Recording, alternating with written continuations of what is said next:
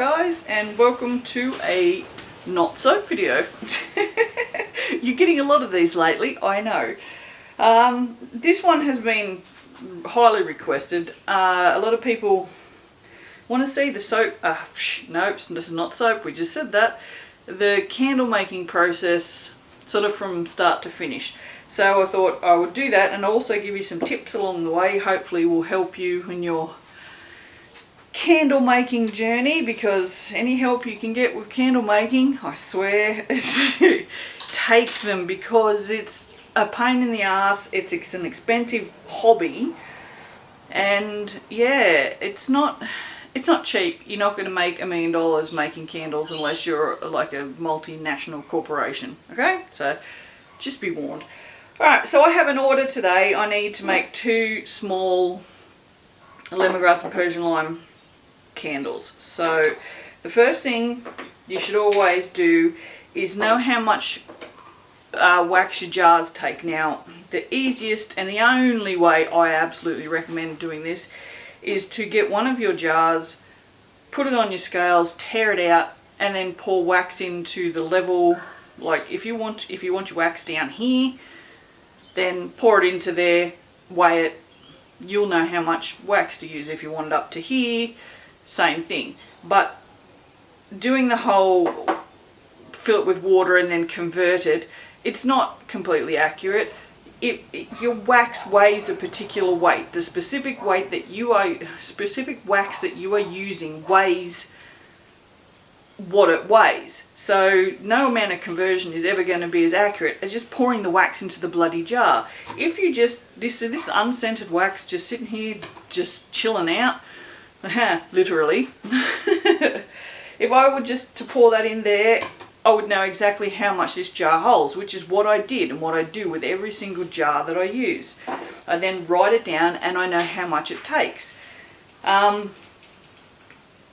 So yeah, that is the only way. If you try and weigh it with, if you put it on your scales, tear it out and put water in there, it'll be wrong, because water and wax do not weigh the same. They have a different viscosity. So if I remember correctly, I think water weighs more than wax, but I could be wrong. It could be the other way around. I can never remember, because it doesn't matter. You should always just do it with wax. I mean, wax is so easy to clean out. If you poured that into there, weighed it, and poured this back into there, all you're then going to have to do is clean this out with a paper towel when the wax starts, either when the wax is still hot or when the wax is just a little bit cooler. And that's it, and your jar is clean. So guys, do it that way. Trust me. Now, the one thing I will suggest for every single jar, you saw me, I opened these. These have had their lids on from the factory. I will still go ahead. I will take just a paper towel. I use Viva because I prefer it over any other paper towels. It never seems to leave bits of shit behind, and if it gets wet, it doesn't fall apart. I use, I will show you what I use. This is the alcohol that I use. It's the only alcohol that I use and the only alcohol that I recommend, which is the 100%, because I know that it is nothing but alcohol. There is nothing in there other than alcohol. And I just put it in a squirty bottle. These were $2 from Kmart, I believe. And I will just squirt, and I do this for every single jar.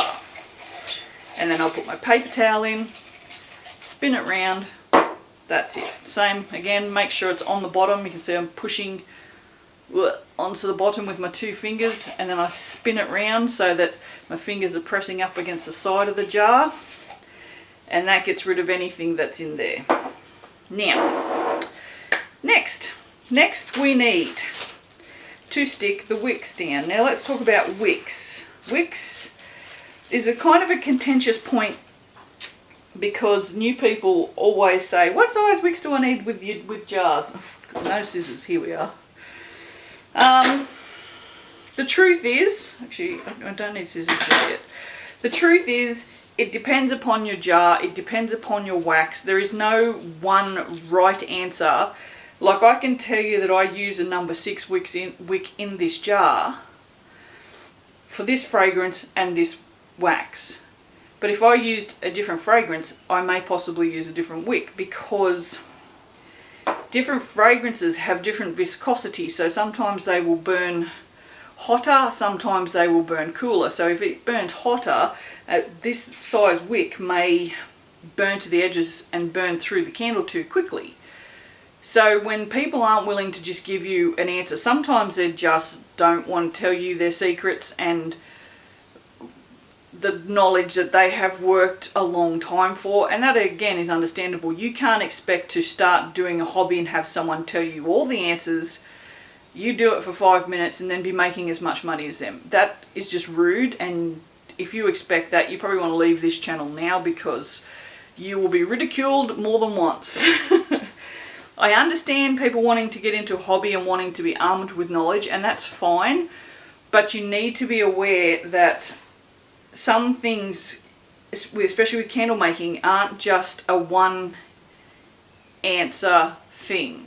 Like I just said with this wick. But I know, like I said, I know with lemongrass and Persian lime and this wax specifically, I can use a number 6 in this jar and it burns fine. Because I've tested. I've tested different size wicks. I've gone up, I've gone down, and I've just found that this one with the amount, also that's another thing too, is the percentage of wax that you use, fragrance that you use will make a difference on your wick as well. If you use a higher percentage, you may need to come down a wick. If you use a lower percentage, you may need to go up a wick. Like I said, there's no one single answer for the question. So when people say you need to test with candle making, they're serious. You need to test. If you are going to just buy a candle kit, that's fine. You will learn a lot from a candle kit. But then if you're going to continue on, I would strongly suggest that you buy 6 jars, the same as your candle kit maybe, and then buy the same wicks, but then buy wicks that are smaller and wicks that are bigger, and maybe some different fragrances, just to try and see how different it is compared to that candle kit that you started with. But anyway, okay, so these are called wick stickums. Wick stickums, yes they are. Now there's 2 different sizes in these. There's 15mm and there's 20mm. These are 20mm because the bottoms of my wicks are 20mm. So all you do is you peel it off and you stick it on there. Now I'm going to do both of them because I have 2. So pull it off, stick it on just like that. That's all you have to do. My wax is going to need to be rewarmed because I talk too much. But we already knew this. Okay. And that's it. That's how you stick the wick stickums on. They're probably one of the most simple things to do in candle making. Now the next tip I have for you is, if I was to just pull the sticker off here and then try and stick that in there, it doesn't necessarily stick properly to the bottom. So what I have a tendency to use is these. Now I don't know about anywhere else in the world, but here in Australia, if you go to Kmart, you can buy mason jars with a hole in the lid and a straw, and it looks like this, and it's got this little knobbly thing here. Now I use the mason jars for other things, so I keep these because I use these to put my wicks in, and I'll show you what I mean. Now I have them cut to different lengths because I use different wicks in different candles. But you can see how long the wick is, goes to here. So I'm going to cut this about here. See, I knew I needed the scissors for something. So I've cut that off. Now this is kind of pointless now. But what this does is this allows me, I can feed the wick through there, and there's, you can see there's still enough wick left to hold. So I will hold that. Then I will peel my sticker off the end. So this is now super sticky. And I'm going to, as best I can, eyeball the middle of the jar. Now I've got it, I'm sort of holding it like that. So I'm holding it between these 2 fingers, kind of like a chopstick, so it won't sort of move about. And then I've got the top 2 fingers holding the wick up tight. So this is nice and tight. It's not loose. I've pulled it up nice and tight so that when I push it down, it's going to go directly in the middle of the jar, and then I give it a nice tough push, and that's how I wick my jars. And then that way I know that it's pushed down fairly solidly onto the bottom of the jar. I'm just going to do the same thing. I've pulled the sticker off the end, and then I'm going to aim as best I can for the middle, which, I mean, I'm really, really bad at. I did used to make up centering pieces of paper with centering. What I did was I just made I think, Publisher, just a bunch of rings, and then like a cross through it, and I would sit that underneath, and then I would aim for that, which is probably better, because I mean, Dead-Eye Dick is not perfectly, but it's pretty good. Okay, so the next thing we're going to do is our wick holders. Now these will be available in the store very shortly, but I had 2 on hand because I've been testing sizes. So there you go. Now I'm not going to put the pegs, because I peg mine just because I like to keep them straight, because sometimes if your wax is just a little bit hot, you can see that your wick may sometimes sort of go like that. Can you see? Yeah, you can if my hand's there. And sometimes goes like that. So if you've got a peg, it'll keep it nice and taut, but you don't want it too tight because it can pull it off the bottom. So I'm not going to peg that just yet. I'm just going to give that time to stick to the bottom, and then I'm going to go and rewarm this because we've been standing here talking for too long.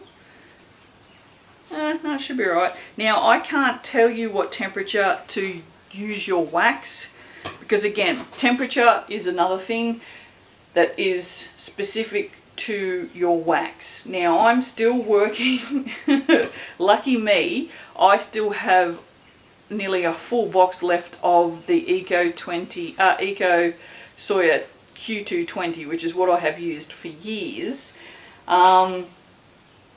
Yeah, so I'm still working with that, and I have mine in a crock pot, which again come from Kmart, and I sit it on not low, not high, but automatic. Hang on, let me check. Thought that was wrong. If you get the ones with automatic, they go up and then they go back down. The ones that have low, high and warm on them, that's the one you want. Warm is the perfect temperature for wax, and I have been making candles like that for years. So I have 4 crock pots that sit over there, 2 with my candle wax and 2 with my melt wax sitting in them, and it's just a much easier way than doing it this way. But yeah, as you can see, as I'm doing this, it's starting to set up on the sides. You see, trying to do it without spilling it. You see, so it's probably a little cool.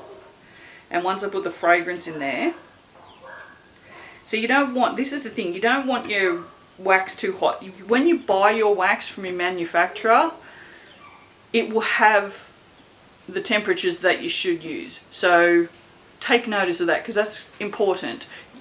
Wax that's too hot will burn, wax that's too cool won't, your fragrance won't mix in properly, and then you'll get issues with sweating and fragrance pooling, and you don't want any of that. You want to do it as specifically as possible.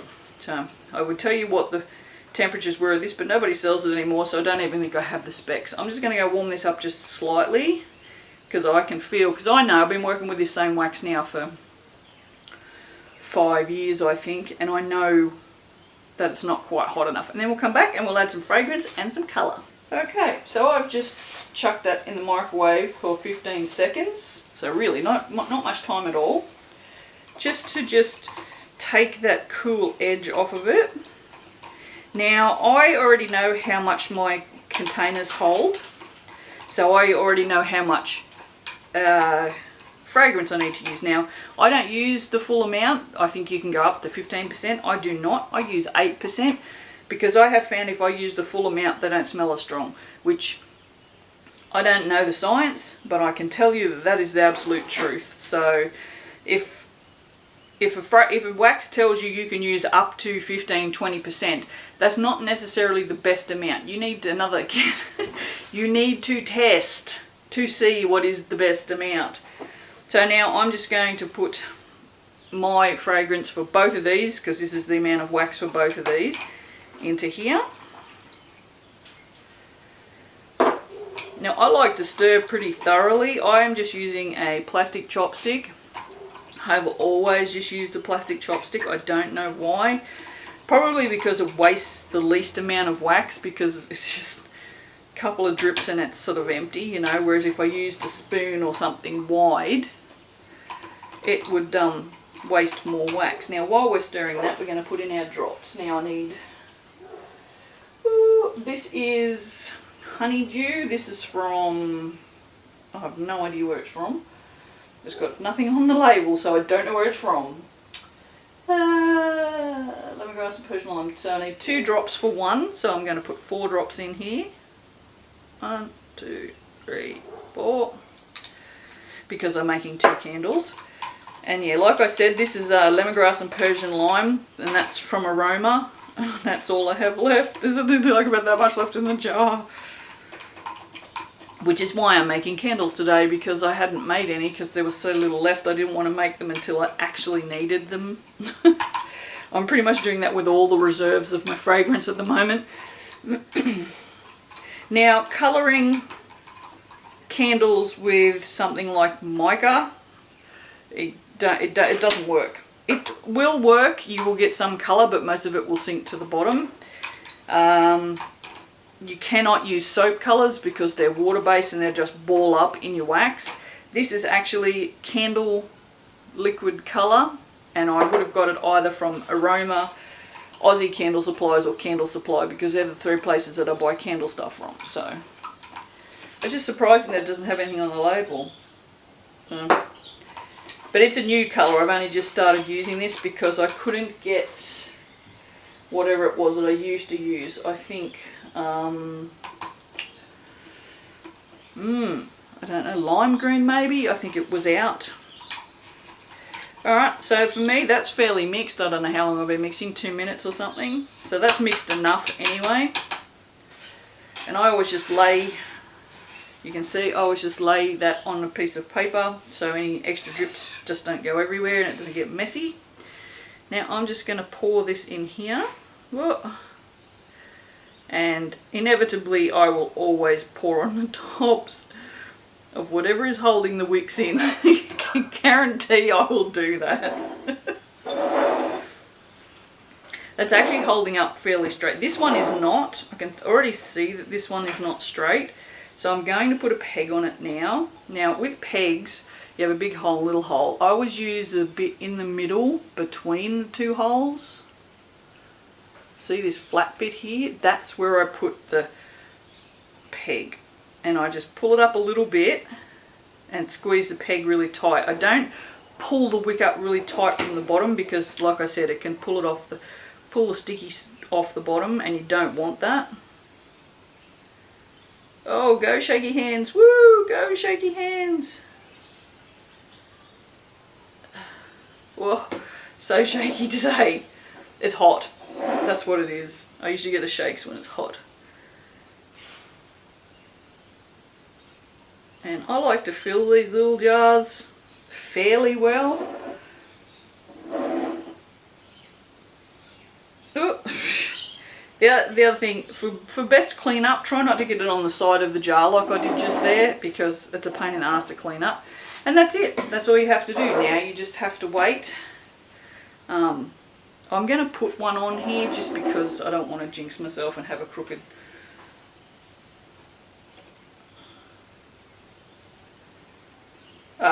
wick. So there you have it. 2 candles, done and dusted. And now I'll show you how easy it is to clean up wax. Honestly, people whinge about wax and cleaning up all the time. Now that's 1 paper towel. This is the second one.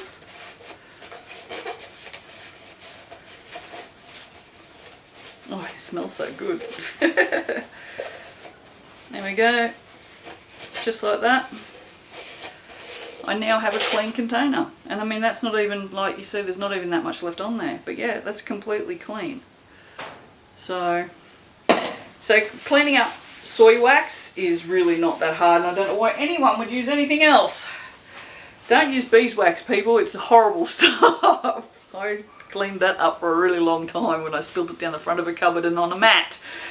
Oh dear. Alright, so that's it. I don't think I need to show you anything else. When they're finished, I will take the pegs off, take the wick holders off, and then I'll trim them to 1 centimetre, which is what you should do with most wicks.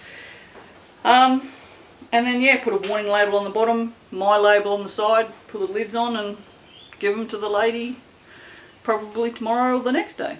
So that's it. That's how you make candles. So hopefully I gave you some little tips.